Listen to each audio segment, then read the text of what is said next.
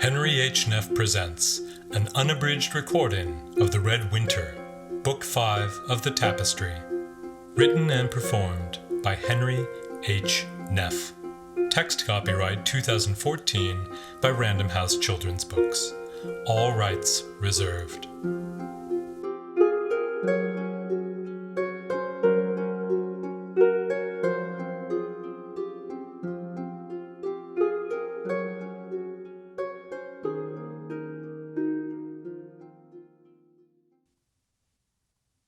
Chapter 5. The Boy Who Came to Rodruven. Ormenhide sailed west. Its oars skimmed little rivers until they merged with wider waters that would lead it to the sea. Scatha sat near the mast, huddled in a storm cloak on the icy deck. Beside her, Max lay bound and restrained within a cocoon of blankets. Nox lay beside him, her coppery eyes trained upon her steward. Now and again she'd mewl and nuzzle his pale face, anxious for a response that did not come. Scatha was grateful Max was sleeping. She was grateful he still existed. She would never forget what had happened a few hours ago. It was seared into her memory. When the clone tumbled over Ormenhide's side, Scatha thought she had finished him. Valuable seconds had passed until she spied a ripple beneath the water, a ripple streaking toward Max. She had shouted, screamed, but Max had been battling the other clone. Only at the last second did he seem to hear her, and by then it was too late. The instant the assassin struck, there had been an explosion, an eruption of light and heat and sound. The river had boiled. Hazel's trees had disintegrated. The Ormenhide had been hundreds of yards away, but even it nearly capsized from the shockwave. Only Max remained in its wake, his body floating in the hissing water, his hand still clutching the gay Bolga. There had been no sign of Hazel or Cooper or even the clones. Turning Ormenhide around, Scatha went to retrieve her love, almost numb with guilt and grief. Max was not moving. The wound at his neck was relatively minor, but the gash across his stomach was like a jagged smile, gushing blood like a spring. She nearly despaired until she saw Lou's brooch. It was clasped to his baldric, a disk of carven ivory that looked red in the bloody, steaming water. If the brooch remained, so did Max's spirit. Her love was still alive, still present in this world. He had screamed when she pulled him into the boat, screamed as though every nerve was afire. He did not seem to see or know her. Blinded with pain, he scratched and scrabbled at his stomach like a wild animal. He had only made his injury worse, tearing the wound as though he hoped to dig it out, to expel its very presence. Morkun itovatha! Die and be damned. The words came from the western shore, faint and distant, but there was no mistaking the note of triumph in that voice. At least one of the assassins had survived. When Max heard the words, he went berserk. He fought Scatha in an effort to rise and pursue the speaker. She had to restrain him, bind him with one of Rowan's passive fetters so she could tend to his wound. With a single convulsive gasp, he'd lost consciousness. She had stitched the wound as he slept. The cut was ugly, but not particularly deep. No vitals had been pierced. But it would not stop bleeding. Time and again she staunched the wound, only to see red rivulets creep out from between the stitches and dribble down his side. Max was deathly pale, his body burning up with fever. Scatha boiled water. Into it she sprinkled dried leaves and herbs, agrimony and adder's tongue, figwort and foxgrove, that swirled together, sending up trickles of steam that brought the limeral sniffing at the kettle. The she-maiden was not a witch or a healer, but she knew some of the old rhymes and riddles that the wise chanted when wounds were grave and time was scarce. These she spoke, along with other more personal pleas, to any old gods or spirits that might be listening. Boiling down her brew, she separated its contents into a brackish tea and sticky paste.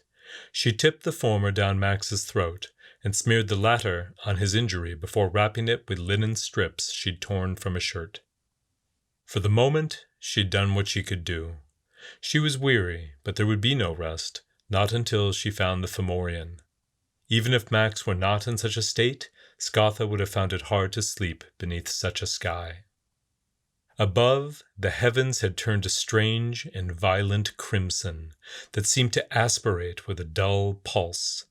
The heavy clouds reminded her of dead cattle, their bodies swollen and bloated to the point of bursting. The sky looked poised to drown them in ash and fire, but it was only snow that floated down, crisp little flakes that eddied whimsically about before settling upon the ship and its occupants. Snow on midsummer? Something had knocked the world off its moorings. Pursing her lips, she reached for another blanket and prayed the ship knew where it was going. She gazed at Max. His face was no longer anguished, but blank and peaceful. In the firelight he looked so young, as though years of toil had fallen away, and he was once again the boy who came to Rodruven. She would never forget that morning. It had changed her life forever. When the youth appeared and demanded the right to cross Rodruven's bridge, it was Scatha's job to judge if he was worthy. When the bridge nearly flung him into the abyss, she assumed he would turn back, as so many had before him. When the boy had the audacity to try again, she cracked the span like a whip to cast the upstart down.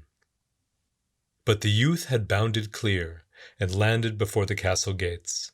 When those gates were opened, when she beheld that face and Cuchulainn's broken spear, she knew their fates were linked, and she had not been happy. She had barely glanced at Max as she led him from the courtyard through the ruddy glow of Hearth Hall, past the fountains of Summervine, until they came to Lu's throne room. When she opened its golden doors to find the god actually present, she'd managed to hide her shock. The audience had been brief. The High King appraised the boy, acknowledged him as his son, and dismissed him. His instructions to Scatha were simple. Break him. Once they'd left the throne room, Scatha almost screamed. Long ago, when Lu had granted her eternal life in the Sidhe, he had taken Scatha's shadow as a symbol of the mortal world she had left behind. Now he'd given her a new one, in the form of a beardless boy to dog her steps and try her patience. She dreaded her task. For one, it had been ages since she'd had a pupil. For another, Scatha had not cared for the temperamental Cuchulainn. This boy might have been his twin, and to crown all, the season was Yule, a time for hunting and feasting and merriment, not for babysitting a lad from overland and underland and all the lands between. But she had no choice in the matter. Resigned to her fate, Scatha decided to test the boy's humility. A pupil who would not work, who bristled at orders or demanded constant praise, was a pupil who could not learn. The boy's possessions were taken from him. He was given rags for clothing, a stable for sleeping, and ordered to rise before dawn and complete whatever chores the shield maiden saw fit to assign. On any given day, the boy might fetch water, muck filth, or hitch carts until the crickets sent him trudging back to his pallet. He never spoke, and it soon became something of a game among the shield maidens to see who could pry a word from their silent charge. Taking the form of a stable hand or townswoman, they might stop to inquire why a highborn should suffer such treatment. Was the youth not a noble prince? Where was his pride? Who could stomach such insults and call himself a warrior, much less a hero? The boy was a joke, a wayward fool, the laughing-stock of all the Sidhe. No matter the taunt or jibe, the boy would not look up or answer. And thus the weeks passed, until late one evening when Scatha returned from a hunt to find all 6 of the shield maidens waiting in her quarters. "I thought it was Ulla's turn to report," she remarked, addressing a red-haired girl, but it was Ellen, the eldest, who rose and cleared her throat. The boy broke the standing stone. Scatha stared. The standing stone was an ancient pinnacle of rock that jutted like a spire from a knoll beyond the eastern gardens. It was said Lu himself had placed the stone to mark his lands when the Tua de Dana had settled in the Sidhe. It was a sacred landmark, the center of Lu's kingdom. How did this come to be? Scatha asked quietly. I meant no harm, my lady, blurted Ulla. I set him to building bonfires for Beltana once he had finished his other chores. Later, I returned to tease him as we've all done 100 times before. He's never answered, or even offered a glance, but when I called him the bastard of Rodruven. Yes? Glancing nervously at her comrades, the girl exhaled and shut her eyes. He struck the standing stone and broke it with his hand. He chipped it, you mean? No, my lady, broke it. When he struck the stone, it screamed like a banshee and cracked in two. The top tumbled down the hill and is lying in the gardens. Scatha kept her composure. Well, she concluded, if he can break it, he can mend it. He'll begin tomorrow. Early the following morning she rose to personally supervise his labors. The dawn was wet and gray when the boy emerged from the stable, sporting a grotesquely swollen hand. He offered no explanation or apologies, but merely followed her to the gardens where the broken slab was lying amid the flattened lilies. When told to restore it to its proper place, the boy left and returned with a team of horses. Scatha tutted. You would make others right your wrong. Holding the reins, the boy glowered for a moment before leading the horses back to their stable. Marching back, he crouched low and seized the stone from beneath. With a grunt, he began rocking the slab back and forth, straining to raise it upright. It rose slowly, wobbling and shaking until it towered over him. Squinting at the hilltop, he gave it a push so that it toppled forward. The ground shuddered beneath it. Once it settled, he crouched and repeated the onerous task of raising it. As the sun rose and the day grew hot, the boy became a bruised and bloody mess. Dirt and sweat smeared his brow, and flies swarmed in biting clouds, but he was still no closer to his goal. No matter how he attempted it, he could not flip or roll the stone more than halfway up the hill before it went crashing back down. Scatha studied his reactions carefully. The boy never cursed or shouted, but merely watched, gasping and panting, whenever the stone tumbled back into the garden. And when the dust settled, he'd swat away the flies and stumble back down to seize the stone and try again. He was nothing if not tenacious. On the third day, the shield maidens joined Scatha, and together they watched the boy struggle and fail at his task. By the fifth day, crowds began to gather, some to cheer, others to jeer, and most to wager when the boy would collapse and the stone would have its vengeance. By the 9th day, the battered boy was almost unrecognizable. At dawn, the crowds had already gathered, their chatter ceasing as the youth crouched to grapple with the blood-stained stone. With gritted teeth, he heaved it upright, and the contest began anew. As the sun rose, the boy sputtered and stumbled, digging his heels time and again into the churned and trampled soil. Some spectators had had their fill. As the day progressed, faces darkened, and the muttering began. When the crowd finally cried out in protest, Scatha smiled. Do you want to kill him? Plain murder's what it is. For shame, a brave heart deserves better. Among her shield maidens, it was Ellen who finally confronted her captain. I will not be party to this any longer. Cease this folly, or let me help him. Scatha met her lieutenant's angry gaze. When have I said you could not? Thrusting her spear in the ground, Ellen had hurried to the boy's side. Ness had followed, along with Ariana, Barak, Avon, and even Ulla. Many townsfolk joined them, digging their fingers beneath the heavy stone. Slowly but surely, they rolled the standing stone back to the hill's summit. Once it was restored, the crowd cheered and turned to congratulate the boy who had slumped at its base. But it seemed his strength or his wits had deserted him, for he stared straight ahead as though his mind was elsewhere. Dismissing the crowd and her shield maidens, Scatha knelt by him. Look at me. The boy glared up, his eyes brimming with defiance. You've earned better clothes and quarters, said Scatha. They carried the stone, not me. I failed. Scatha shook her head. No, You inspired others to help you complete a task you could not manage alone, and you've learned it's easier to break a thing than to mend it. You've the makings of a leader. Tomorrow, we'll see if you have the makings of a warrior."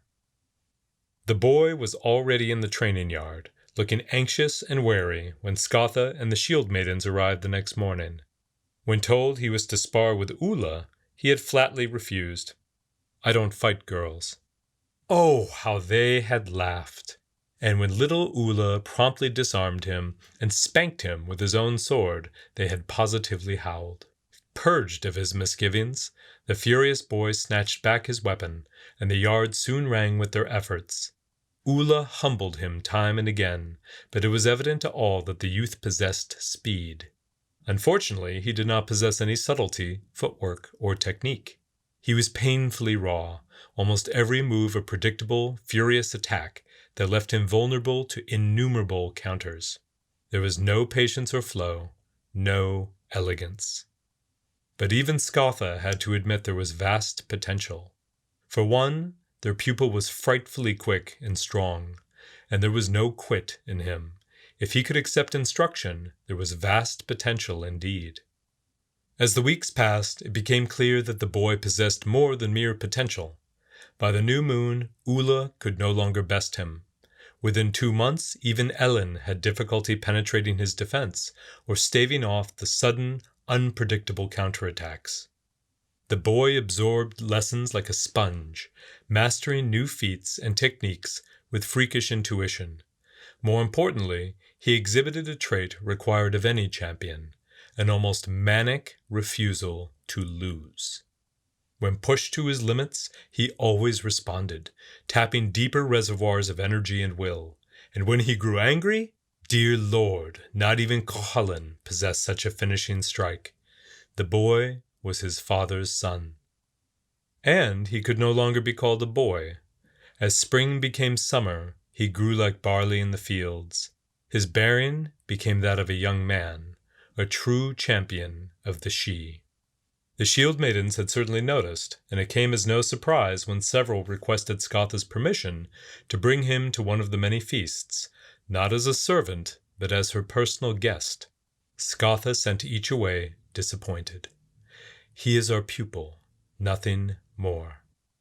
But even she found herself looking for him during the Samhain celebration. He had not joined the feasting in Hearth Hall, or sat listening to songs of the fairy folk in Summervine. Curious, Scatha had at last climbed the many steps to his new lodgings. The door was open. Peering within, she found him sitting at a small table and drumming his fingers while he studied several drawings. The drumming stopped. "Have you come to test me?" "No," she said. "I came to see why you were absent from the feast. Ulla and Barak were concerned," she'd added, reddening at the lie. "What is that you're doing?" "Nothing," he'd said, wiping charcoal from his hands. "Drawing." "May I see?" He'd shrugged and moved aside as she entered, and came over to the table. The images flickered in the guttering candlelight. A bristly, otter-like creature, a tall clock tower, a toothless ogre, and a man and a woman sitting together before an evergreen strung with ornaments. "I didn't know you were an artist, Max." "I didn't know I had a name other than boy." Scatha ignored the barb. "You've earned back your name," she replied. She gestured at the drawings. "Who are they?" He did not respond at once, but seemed to be weighing whether it was wise or even safe to share anything about himself. It was odd how wounding his hesitation had been. Scatha found herself wanting him to trust her, even to like her. Such feelings were new and deeply unsettling. At last he relented. Sweeping his hand over the images, he explained that the creature was his limeral, the clock a school landmark, and the ogre a school chef. "Aren't you afraid he'll eat the students?" asked Scatha. "No, but we do worry about the hags." Max had smiled as he said this, the very first since his arrival at Rodruven. It appeared slowly, like the sun peeping out from behind a cloud, and, like the sun, its effect was transformative. It fairly compelled a smile in return. Grinning in spite of herself, Scatha cleared her throat and turned her attention back to the drawings. "And who are these two?" she asked, pointing at the man and woman. Max's smile faded. "My parents, or at least I thought they were. I guess she's still my mother." Scatha heard the edge in his voice. "Why are you angry with her?" Max stared at the drawing. "She let me live a lie," he murmured. "She should have told me the truth, told me who my real father was. She never should have left. If she'd stayed, maybe none of this would have ever happened." "You are the child of Lulamfada," Scatha reminded him. "It was never your lot to live a quiet life. You must become what you will be, a prince of the Sidhe and a champion for the mortals of your birth world. From what I hear, champions are needed." Taking the drawing, Scatha studied it closer by the candlelight. "Your parents have good faces, Max, kind faces. Tell me about them, and your world. It's a place I left long ago."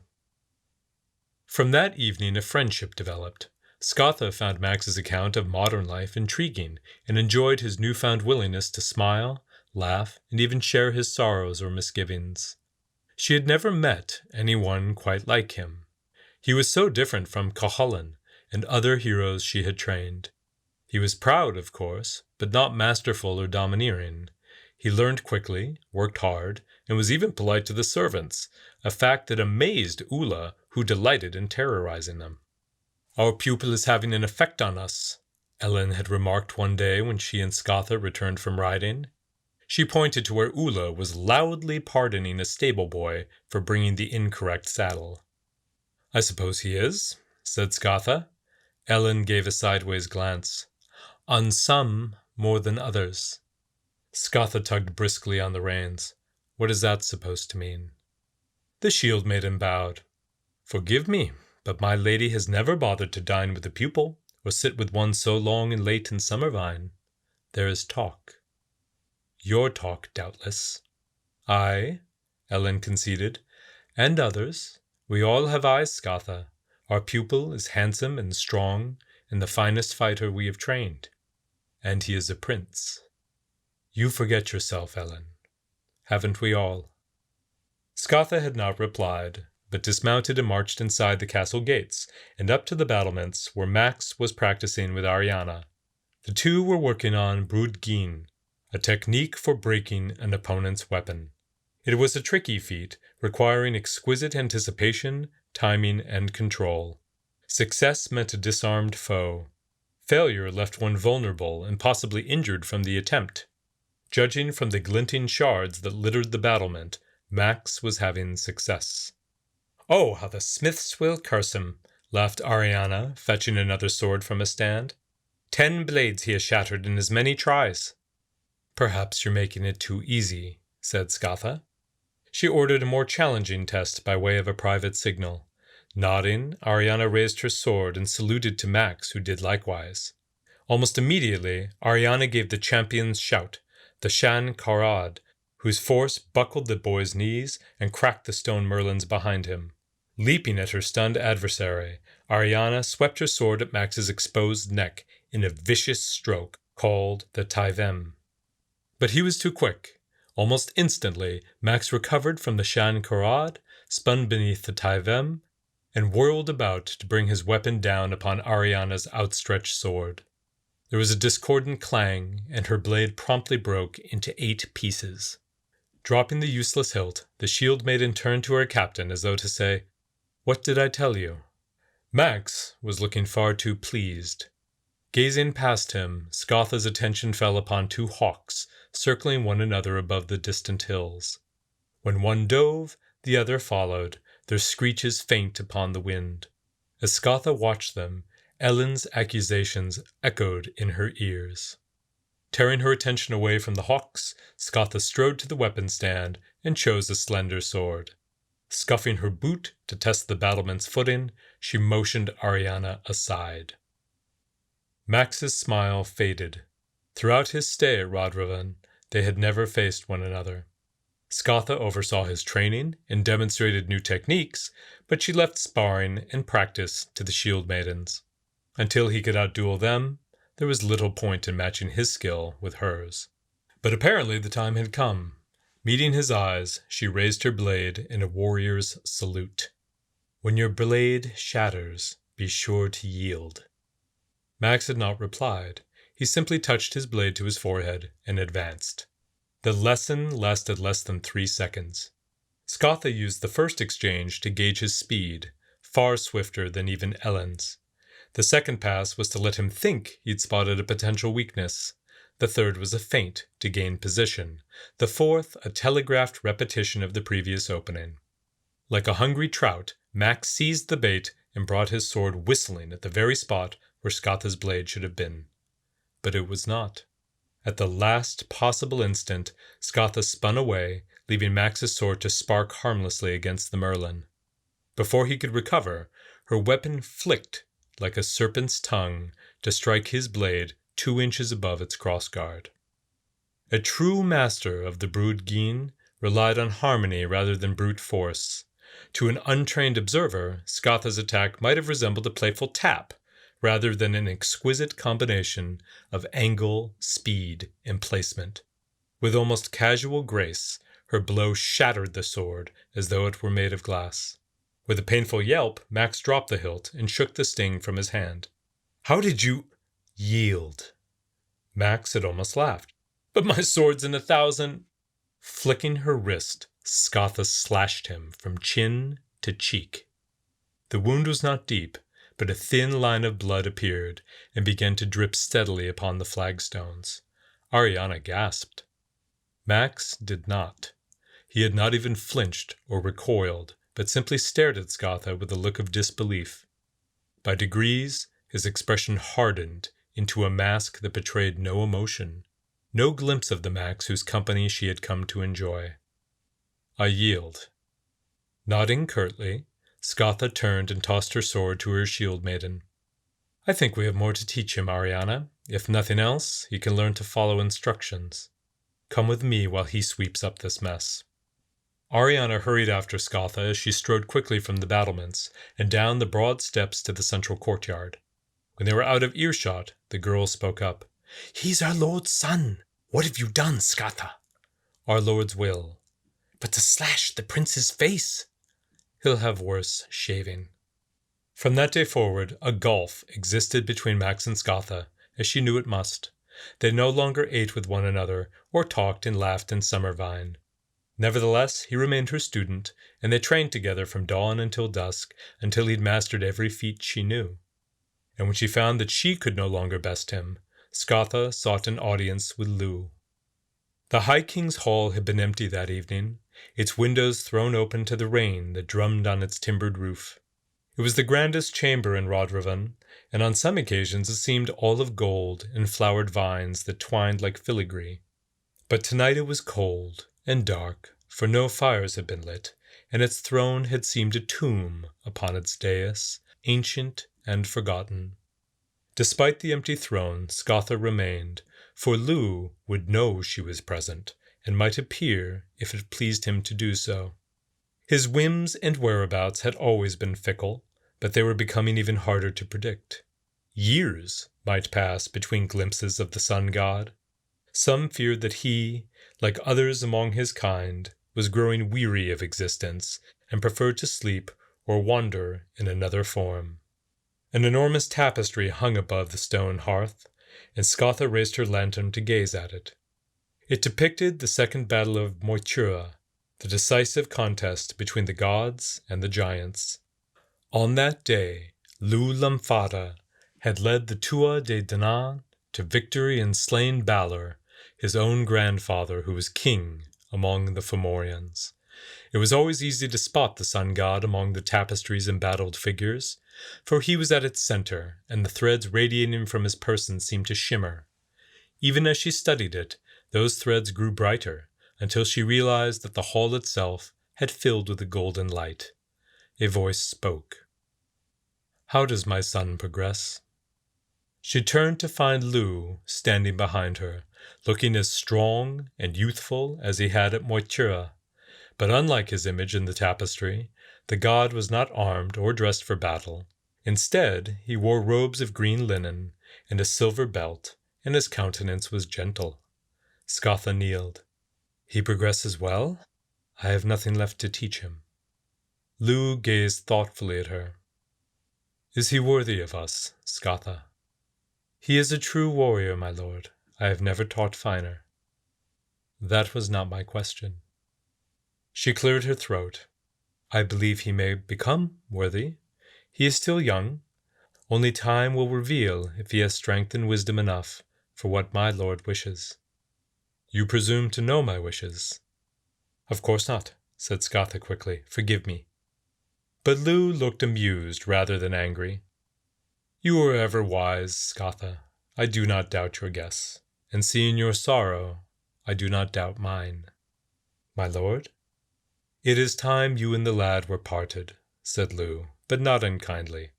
It is time for him to leave us and resume the errand that brought him to the Sidhe. At dawn, others will come for him, and you must say farewell. Give him this before he goes. Handing her an ivory brooch, the god explained its purpose and sent her away. Having gathered Max's things, Scatha climbed the many steps to his tower. The hour was late, but a light still shone beneath the door. She had not knocked, but simply stood and listened to the rain while trying to make sense of her emotions. There had been many, and some were new opponents she had yet to master. She would not do so tonight, but she had to drive them back until her duties were fulfilled. Once the rain had stopped, she knocked and entered and said goodbye. When Scatha's mind returned to the present, she found that Max was awake. His eyes were glassy slits, staring up through snow-dotted lashes. The sky, he croaked. Aye, she said, glancing up. A crimson sky and snow in June, a sailor's delight. A spasm of pain flickered on his face. His hands moved slowly beneath the blankets, searching for the wound. The passive fetter prevented him from reaching it. You were wounded, she explained. With what? I don't know, but I had to restrain you. You must let it heal. Max's voice was so hoarse and weak, it nearly broke her heart. It's not healing. Of course it is, she said sternly. Watched pots never boil, fussed wounds never heal. Leave it be. He nodded. What about Cooper? She had been dreading the question. Now that it came, she gave a helpless shrug. I don't know. There was an explosion. We must hope that they escaped it. Max said nothing for some time, while Scatha heated the remains of his tea. He grimaced as she coaxed it down his throat. Do you think it's snowing at Rowan? He asked, staring up at the vast, alien sky. Scatha wiped his chin. I think it's snowing everywhere. Does it snow in the Sidhe? He wondered faintly. I never saw any.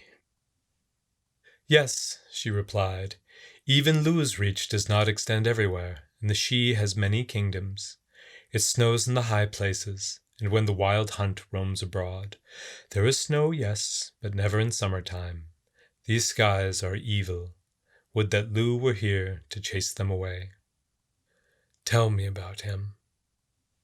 His words were barely more than a whisper, but their plaintive note was clear. You should rest, Scatha urged. No, said Max. I know nothing about him, apart from stories and legends. You know him. What's he like? She spread her hands in a helpless gesture. Lu is a god. You want me to describe him in human terms, but I don't know how, and I've spent little time in his presence. But you were his warden. Scatha shook her head. Even gods can grow weary and fade. Some of the Tuatha Dé Danann have disappeared. Even those who remain are often asleep within their hills and palaces. Nuada Silverhand was slain. The Dagda has not stirred for an age. Govnu's forge is cold. Lu is younger than they, and very great, but he slumbers and dreams more often than he did. Only the Morian never sleeps. She is always moving, always hunting. Max glanced at the Gilbolga in its scabbard gilded with wolves and ravens. Scatha knew the morion was part of the weapon, that her essence was woven into its being. The goddess had always lusted after heroes. They were the sparks that kindled wars. Blood and death were her delight, and she cared not whose. Scatha could never trust such an accursed blade. From Max's expression, it appeared he did not trust it either. "Have you ever seen the morion?" he asked quietly. "No," said Scatha, "and I have no wish to. All the Sidhe fears her." "Does my father?" "I don't think Lulamfada fears anything." Max looked pained. "There must be something you can tell me. I know nothing about him." Scatha watched snowflakes settle and melt on Nox's blue-black coat. She was no philosopher or poet. When the words finally came, they were halting and elusive. Lulamfada is noble and loving, a giver of life, a savior of the fallen, a bringer of hope and harvests. And Lulamfada is proud and pitiless, a slayer of kin, the scorching sun that withers the farmer's crops. He is a summer storm upon the plain, beautiful and terrifying. A paradox. That's what gods are. Max's ragged breath quickened. "Maybe he would help us," he gasped. "The Tua de Danann aided our people before. Their magic built Rowan when Solas was destroyed. We're seeking the Fomorian when we should be seeking my father." Never invite a god into this world. "But never." "Why?" demanded Max. "Lu, the others, they could tip the balance. They could destroy Astaroth and Prusius and all the rest." Her patient was getting agitated. Taking a cloth, Scatha dipped it in a pail of cold water and pressed it to his burning forehead. Her voice was gentle but firm. "A god's nature is to shape and rule and master. Shall we defeat Astaroth only to see Lu, or the Dagda, or, heavens forbid, the Morion take his place?" When Max did not reply, Scatha leaned close. "Do you know what happens when a god's at play in the mortal world?" she said softly. "What?" "Summer snow." Max tried to smile but could not. What little energy he had was spent. Closing his eyes, he breathed deep and gave a long, shuddering exhale. When his breathing steadied, Scatha kissed him and sang a song her mother had 2,000 years ago. The sky's red gloom smothered the dawn. The clouds had settled lower overnight and were now a sagging canopy that pressed down upon the world. A flock of puzzled geese went honking south, their calls fading like phantoms in the mist. Ormond's oars plied on, the ship skimming upon the seas as smooth as scuppered cream. Rising, Scatha saw that they'd left the land behind. There were no more river banks, no hint of land peeking from the horizon. The Isle of Man was somewhere ahead. Max was still asleep. He'd grown paler throughout the night, and while Scatha didn't wish to wake him, his breathing worried her. It came in harsh, uneven gasps. Periodically his body seized up, as though every nerve had been jolted. Removing Nox from her resting place beneath his chin, she peeled back the outer blankets to examine his dressings. What she found shocked her. The inner blankets and bindings were drenched with blood. It had spread over his midsection and run upon the deck, cooling to a sticky pool in the cold. Unsheathing her dagger, Scatha quickly cut away the dressings to reveal the wound beneath. The stitches and ointment were gone, as though they'd simply vanished or burned away. The exposed wound was still bleeding, its edges ugly and raw. Cursing, Scatha snatched up her needle and thread and set the kettle boiling. Working quickly, she flushed the wound with hot water and a fresh mixture of herbs. Dabbing it dry, she passed her needle through his skin, sewing the wound tight as Max moaned in a fever dream. Before she could even finish the final stitch, The threads dissolved, and blood began to seep and trickle through. Her mind raced. The passive fetter was enchanted. Perhaps it would serve where common thread would not. Slicing the cord's end, Scatha unraveled several fine, silvery fibers. Threading her needle, she stitched the wound a third time, muttering a prayer with every pass. Once the gash was closed, she watched and waited. The stitches held. Nox started as she thumped the deck with joy. Crushing the last leaf of agrimony, she packed it over the wound and covered it with a clean piece of linen. The drowsy Limerel waddled over to settle in her lap. From Max's pack, Scatha retrieved an iron ingot. Nox took it almost delicately, purring with satisfaction as the metal slid down her throat. Hugging the creature close, Scatha stroked the lustrous black quills of her ruff. "The Fomorian will help," she whispered. "He's Max's kinsman, and he's not far away. He'll save our Max." Their Max did not awaken the rest of that day. He lay utterly still, his face cadaverous, while the two held vigil. He'd lost no more blood, but his breathing was so shallow, Scatha could not keep her eyes off his brooch. She heard the birds long before she saw the island. The calls sounded over the ocean, thousands of cries and shrieks that sounded vaguely, horribly human, as they carried out over the calm seas. Taking Nox, Scatha walked forward to Ormenhide's prow, where they saw gray seals rising and falling on the cold swells, staring curiously at the longship and its occupants. A huge, ghostly shape emerged from the gloom. It was one of Prusius's war galleons, a gargantuan vessel that had been driven upon a jagged reef. What must have been a horrific collision had flipped the vessel on its side, so that the foaming seas coursed like a river through its shattered hull. Perched upon its splintered masts were hundreds of skuas and gulls that silently watched the Ormenhide slip past. As they neared the island, they encountered more shipwrecked vessels. Carracks and cogs, clippers and lorchas scattered across the isle's coastline. Some, like the galleon, had apparently run aground, while others were no more than charred hulks burned down to the waterline. The spectacle grew more grisly as Ormenhide entered a cove where it could land. Piled corpses lined the beach like sandbags, the remains of Vais and ogres, ettins and demons. Birds and crabs had already stripped most of the edible flesh, so that much of what remained was just armor and bone, hair and sinew. Did the Fomorian do all this? She'd hardly formed the question in her mind when her gaze drifted to a pillar that had been driven into the pebbled sand like a barrow marker. 5 demons were nailed to the stone's summit, their grotesque bodies untouched by the birds and left twisting 20 feet above the beach. Each wore Prusius's colors and marks of rank upon their breastplates. They also wore expressions of fixed, almost frenzied terror. Beneath their feet, ancient Om runes had been chiseled deep into the pillar's pale stone. "They are gone. I remain."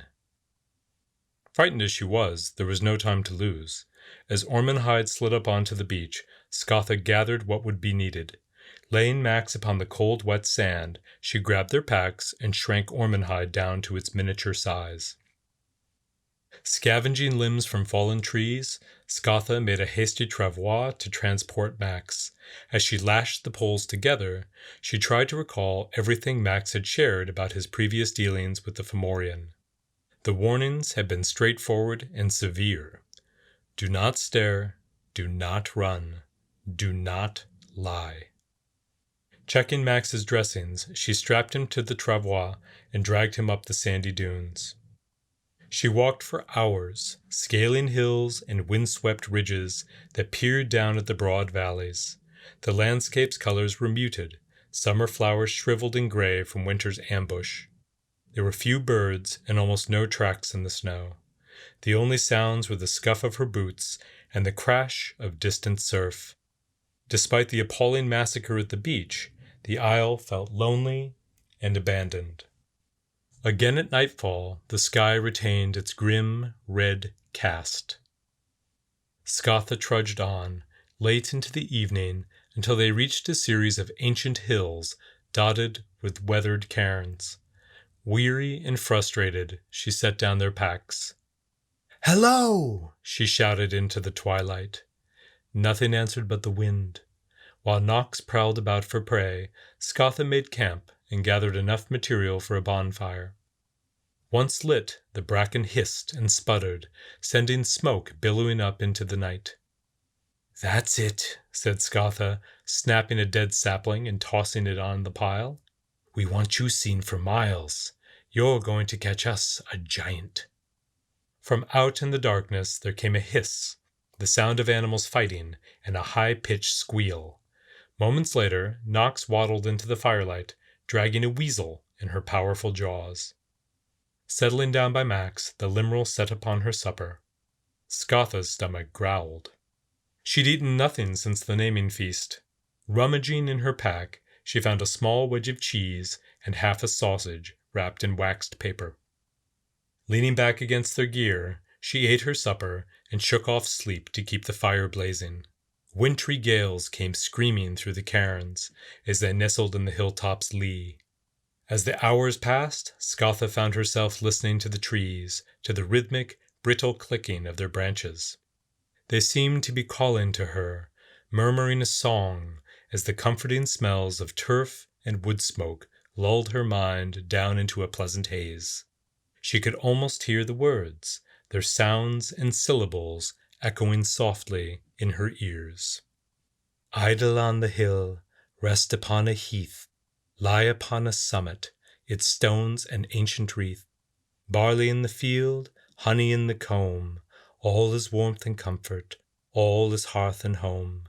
Lay down thy weary head, let others lift thy load, resume another day, thy journey on the road." "You're dozing off," she thought irritably. "Stamp out the drowse." But before she could rise, she relaxed. Sleep had been scarce, and there might be none tomorrow. Max seemed at rest, and the night was so peaceful. Gazing out at the landscape, she now saw hundreds of tiny lights winking in the gloaming, like little blue and green fireflies. They were dancing, weaving through the air like little fishes swimming in a lagoon. And as they approached, the wind and the trees began their song anew. The words lapped at her soul, and soon Scatha found herself wishing she might sprout roots and brambles and cling to this charming hillside forever. At last, one of the soft blue lights settled on her knee. Blinking sleepily at its radiance, she glimpsed a tiny figure at its center. Scatha tried to speak, but could offer only the faintest smile before her head bowed low. She barely felt the bindings as they twined about her wrists and ankles. When Scatha tried to move, she found she could not. But what did it matter so long as the singing continued? With a sigh, she lay back and let her eyelids flutter shut.